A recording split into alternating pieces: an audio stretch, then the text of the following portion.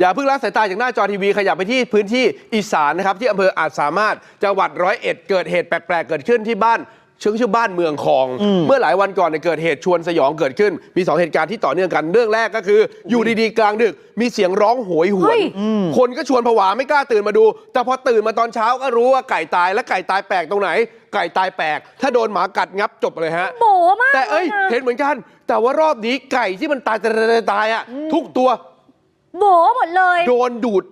อวัยวะภายในเรียกว่าเครื่องในตับไตไส้พุงหายหมดอันนี้โบหน้าหรือโบหลังโบตรงก้นกินจากบั้นท้าย